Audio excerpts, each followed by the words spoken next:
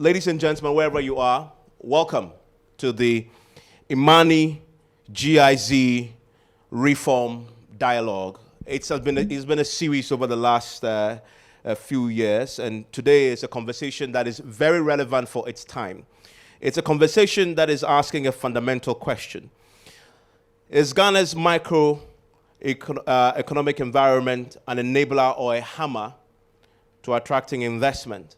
And as I told you earlier, when you're dealing with the money, they always have a way of framing the conversation in a very provocative manner, one that allows you to really think deeply, but comes out with some very exciting propositions, and the discussions are always exciting. I've had many opportunities to participate in IMANI dialogues in the past, and this one with GIZ, I'm pretty sure will be no different.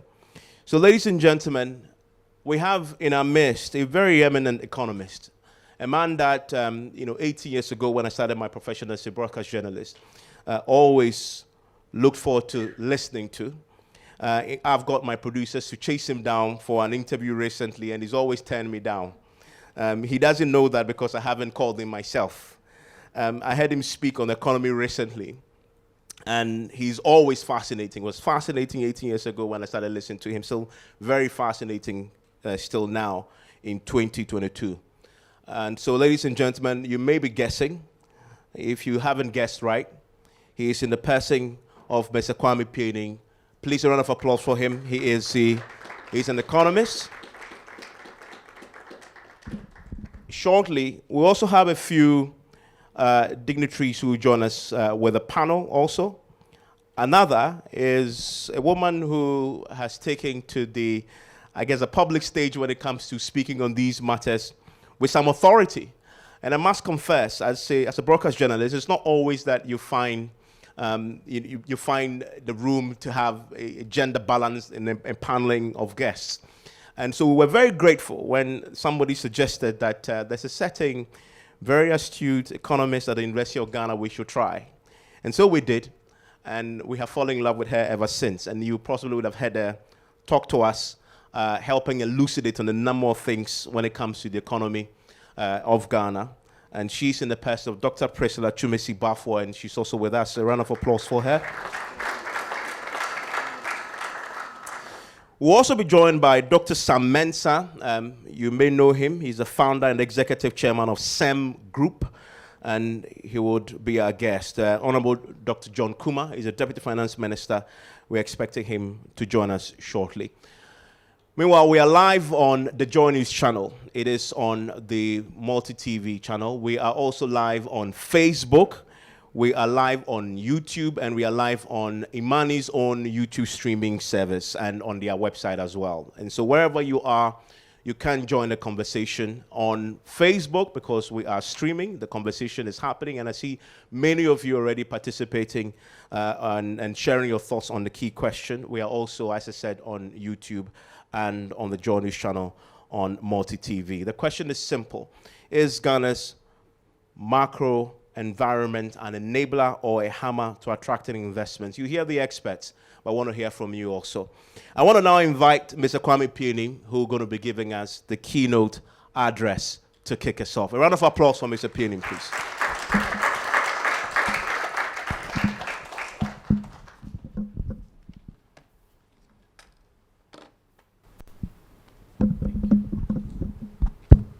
It isn't personal that I have not been accepting to speak. I'm trying to retire. And whenever I speak publicly, people insult me. I don't mind, because I think if you're a public personality, you sacrifice a little for the people. And I think the younger people should be heard, and not those of us who are getting ready to depart.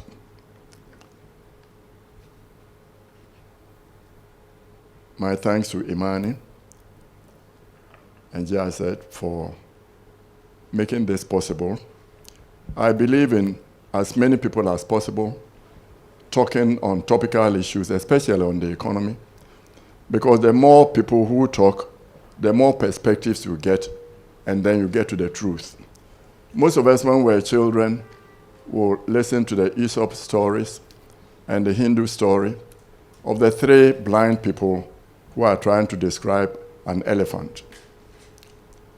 And for children, it's just a nice story about the different ways they see the elephant as a trunk of a tree because they are holding on to the limb or the tail or the trunk. But there's a deep philosophical insight from it. And it shows that you have to come from different perspectives.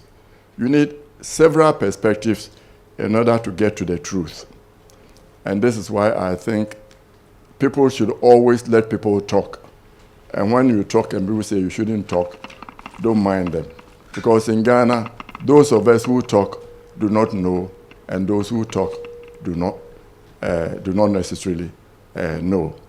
And I would have loved any topic that comes up that we get the views from academia, from practicing economists, from the business community, and that the decision makers will listen and then move.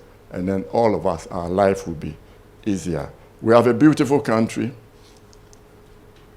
with about 32 million people, resources. If we don't start now and move very quickly, we are soon going to be about 50 million, and there will be a lot of people sleeping and making babies on the streets with no education, and then we are really in difficulties. And what we have now will be not too difficult. And the subject is the macroeconomic environment, an enabler or hammer to investment. I must confess, I did not understand the topic. I asked, what is a hammer? I thought it's one of these things that the modern people use in rap, and apparently it wasn't. So I'd like to start with definitions. When economists talk about macroeconomics, it's a broad aggregate. The value of goods and services produced in the economy, and you can break it up into consumption, investment, the big ones. And then, for example, the price levels, interest rate, the exchange rate is a price, and but the interplay between these aggregates, their dynamics, and all these combined help us and leads to, hopefully, increasing our living standards. But they are just aggregates. None of them is magical. Exchange rate is a price. It shows whether you are importing more than you are exporting. Price levels show whether there's supply, demand, interplay. And we should not take any one of them and make it sacrosanct as if this is what we are working for. They are broad aggregates, and the levels and the changes in them is important. The environment.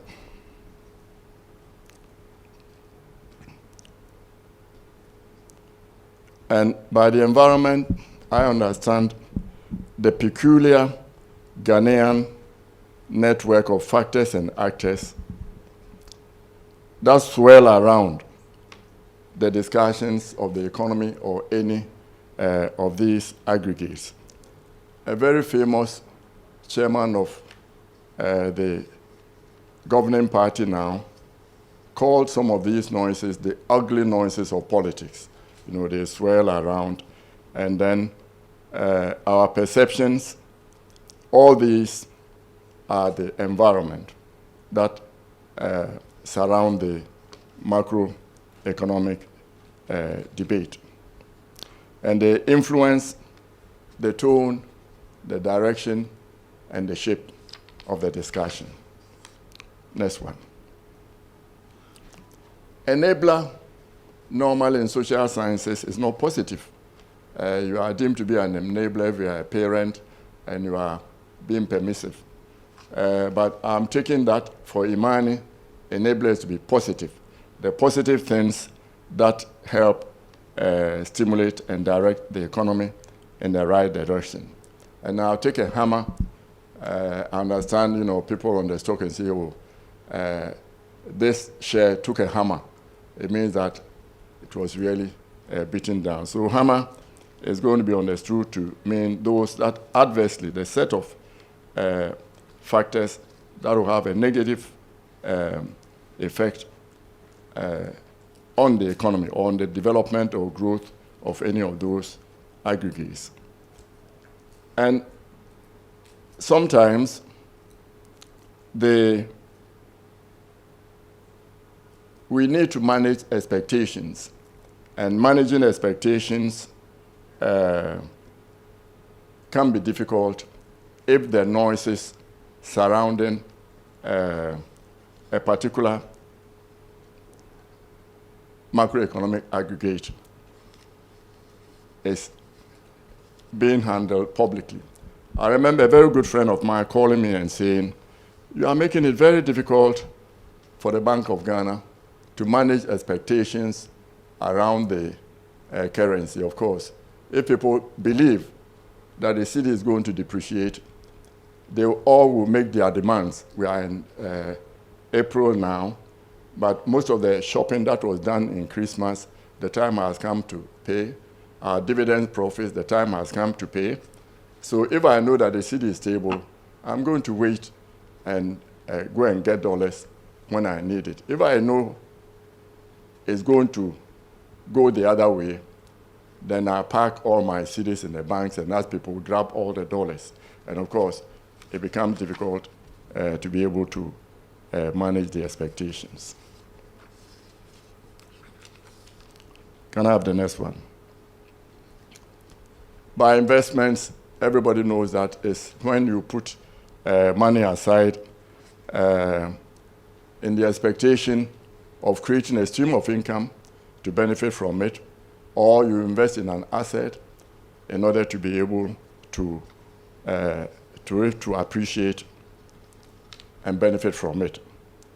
I wanted to add also investment in kind, because in the olden days, we used to be able to convert young men and women sitting under the mango tree talking or rapping.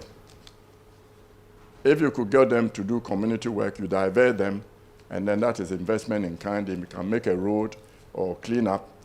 But now it is becoming more and more difficult in Ghana to do that investment in kind. Nobody can ask any young man to go and do anything. You either have to pay them, and if you are not paying them, they are not going to do anything. And then, for investors, the next one. What is important is the interest rate. What is the interest rate that is prevailing? Most investors will want to get a fair or better than fair risk-adjusted rate of return on their investment. Most of them will want to know what is the expected rate of return before they come and invest. And I believe that it used to be in Asia, 10%, Europe about 4% is good. When people are coming to Africa, because of risk perception, they may want about 20, 30% before they are investing. And for most investors also, they want to know if the government is borrowing, and we take government borrowing as risk-free. So if the government is prepared to pay 10% interest, that is supposed to be the risk-free. And then for me, they will want something more because I'm supposed to be more risky than the government. Then the other prices that an investor is interested in are the Bank of Ghana policy rate. As far as I'm concerned, the Bank of Ghana policy rate, the only significance for me is the change. If it's going up, then I know that they are not comfortable with a fiscal stance. That is the government's revenue expenditure equation. If it's going down, then I know that they are happy with what the government is doing, and therefore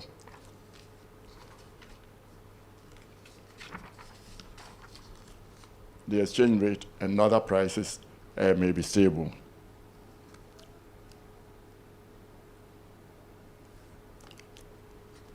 And whatever we do these days, we have to make sure, if we are talking about the environment, the macroeconomic environment in Ghana, how we produce those goods and services that give us those aggregates is also important, because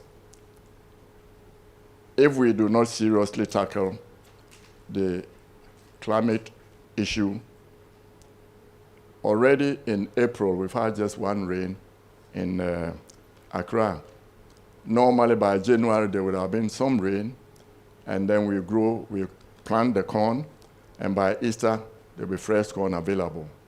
The fresh corn I am seeing around is not what has been grown in Accra. And of course, climate change also means that we in Ghana should also be moving towards a greener, from fossil fuel to greener economy.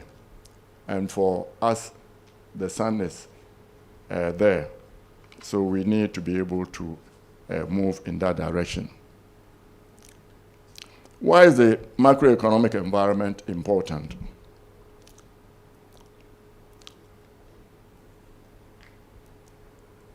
When you have relative macroeconomic stability, it doesn't have to be absolute. Relative macroeconomic stability, for example, your cedi doesn't have to be fixed. It can depreciate. And if your cedi is depreciating slightly better than domestic inflation, then exporters will be happy. So it has to be relative, not absolute. But if you don't have strong macroeconomic stability, you need that. It is necessary for your economy to move in a robust manner, but it is not sufficient. It is a necessary but insufficient condition for you to make social progress.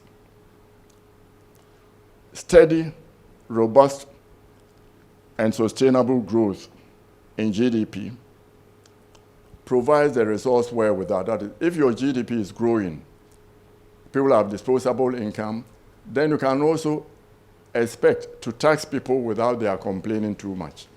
So it also, and I emphasize steady, sustainable, because what we've been having is we go up, then we come down.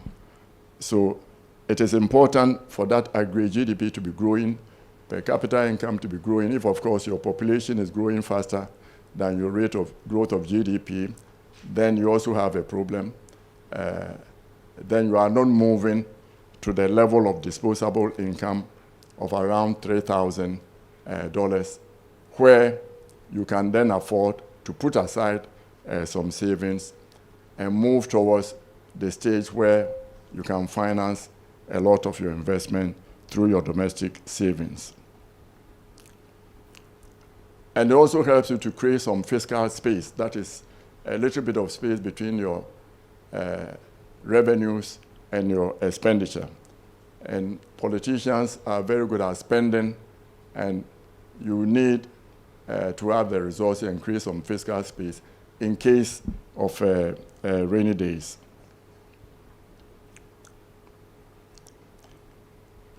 You need disposable income growing very fast, your savings, and then you get onto this virtuous cycle of your consumption and investment feeding into future growth in the future to produce more and more goods. And of course, if your employment, your growth is also employment generating, then you have the blessing of your youth, restless youth, becoming factors for production, not a force for destabilizing the nation. And relative price stability is good for every country. Creates peace for you. We are all aware what is happening in Sri Lanka. People get to the streets and they want to change the government. So price stability is important. The lack of stability in the city, for example, vis-a-vis external currencies, it was driving transportation costs and food costs in Ghana. A young guy once told one of the activists in the NPP told me, Mr. Pianim, this was at the 2016 election, say when we get into power, you can increase anything. Electricity, don't talk about affordable. Let it be cost reflective. But for fuel, please be careful, don't touch it. He said, for electricity, I spend 10, 15 minutes, make my bed and switch it off. But I need to go to work, I have to take transport. I need to buy food which comes with transport. And when those prices go up, then I'm not going to be happy to be voting. So relative prices, important. If your prices are going up, you are creating a crisis and don't have the space, the peaceful space to think carefully about economic policies and develop the economy.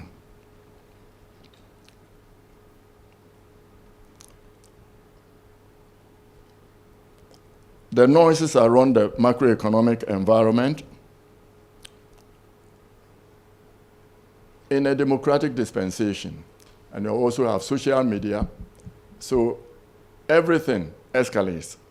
And those noises are important, but we need to balance them, judicious balancing.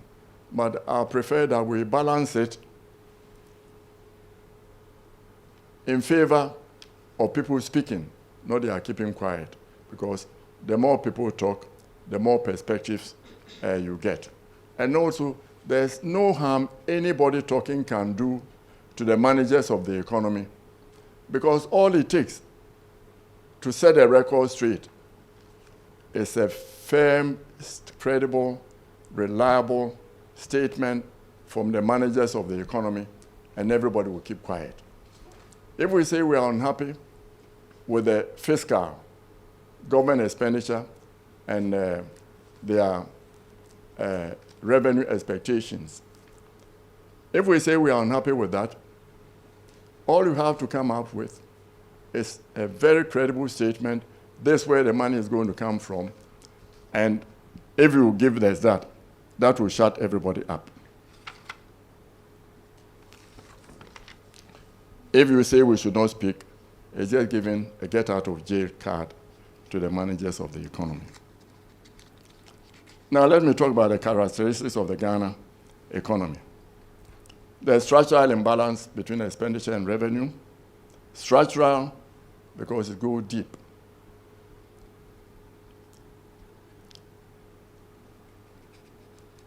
And also we have a small open economy dependent upon the exports of commodities and natural resources, which means that when the prices change, then you have external shocks. Low domestic savings, we probably are saving less than 15% of GDP, when China was saving about 50% of GDP, which means they could finance their infrastructure, whilst we need to borrow to finance our infrastructure.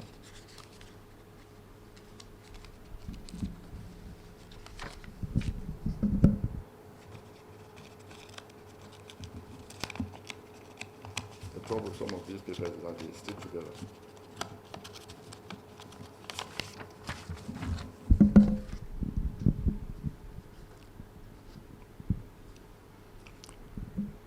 A significant characteristic of the Ghanaian economy is that we lack resilience. Resilience means you have to have some reserves. Of course, there's a problem with having reserves. I remember a debate between the very famous Indian Defense Minister, Krishna Menon, and the Portuguese in the UN, When the Portuguese were saying the Indians didn't have reserves, and the Indian Cristiano said, you should be ashamed of yourself building reserves when your people are debt poor. And we need to create a balance here. Do we create reserves in order to have smooth, steady growth so that when there's a crisis, we can manage it? Or do we just spend the money whenever we have it so that when there's a crisis, then we have a problem? We've had this. We had bushfires. That set us back. Whenever we feel we have firmly planted our foot on the development ladder, some crisis comes, both domestic and external, and buffers us down.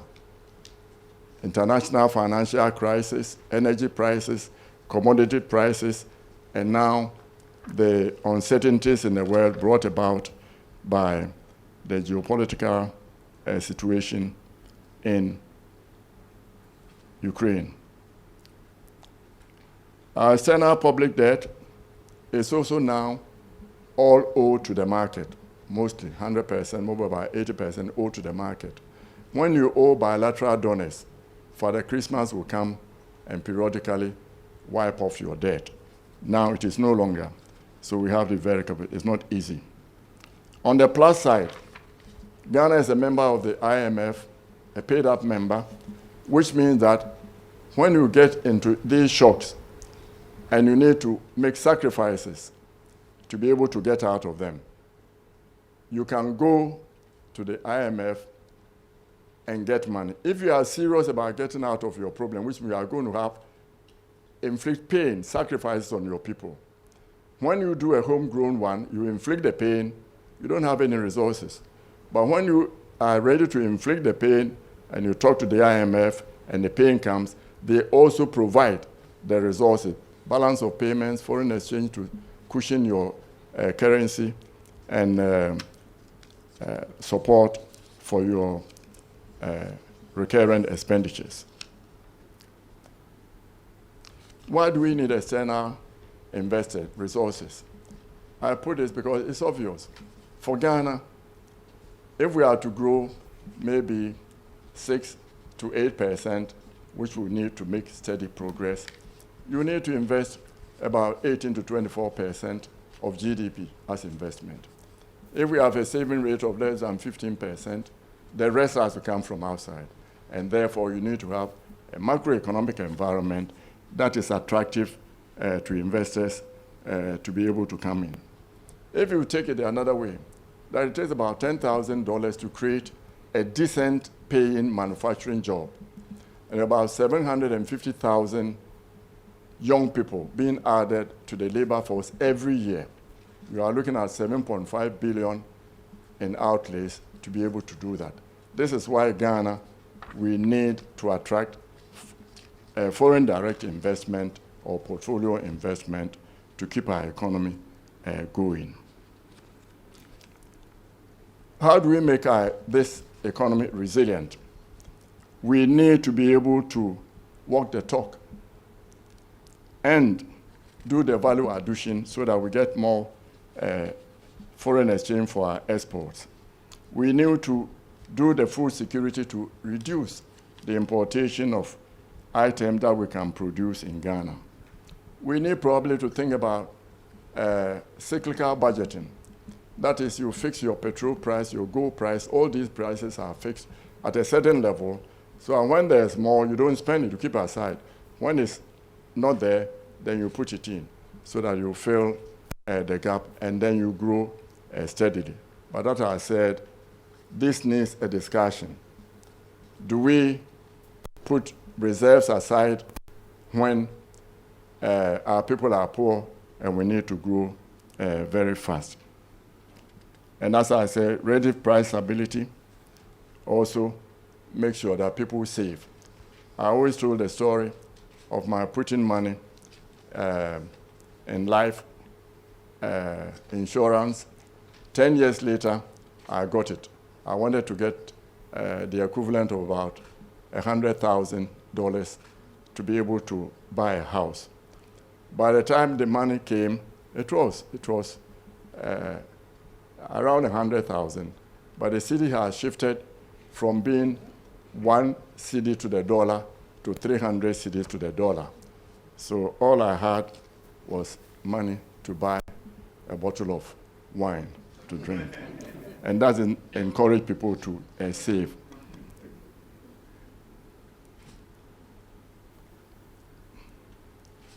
How can we help build a dynamic investment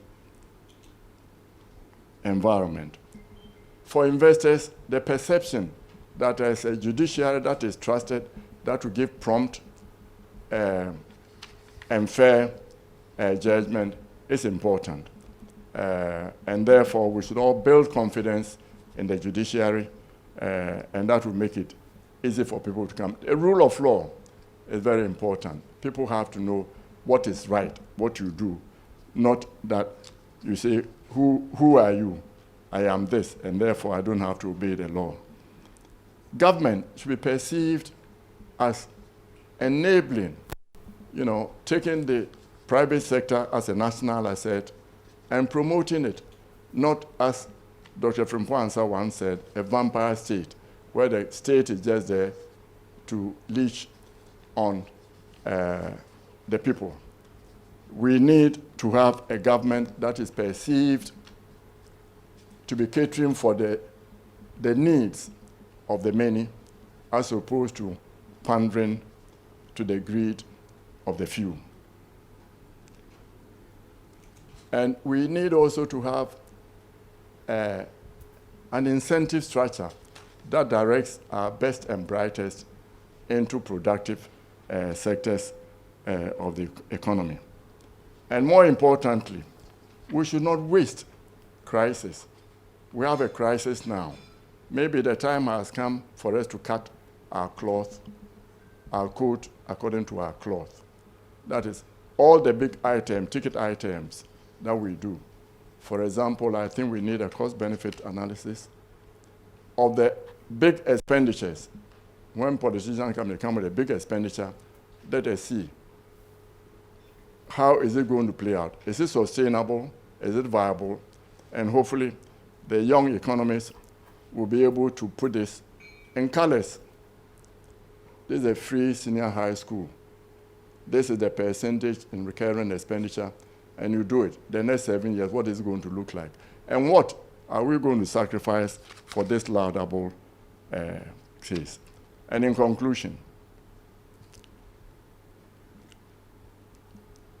my friend Yao Safumafu, senior advisor, when people are talking about macroeconomic, they say, look, we don't eat macroeconomics, we eat it every day.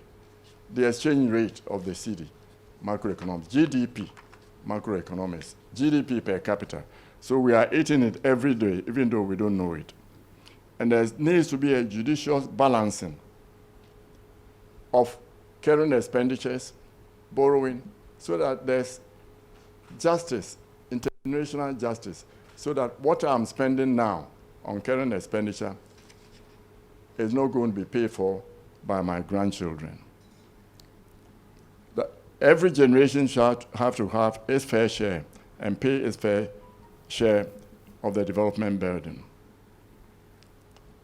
If we have a dynamic and resilient macroeconomic environment where we are growing steadily, not grow for 4 years, 3 years, and then we come back, 3 years, and we come back, we are not going to do any justice. But if we continue with a strong macroeconomic environment and all of us put our act together, every citizen helping, I am sure that will be a truly middle-income country by 2057, when we'll be celebrating the 100th anniversary of our political independence.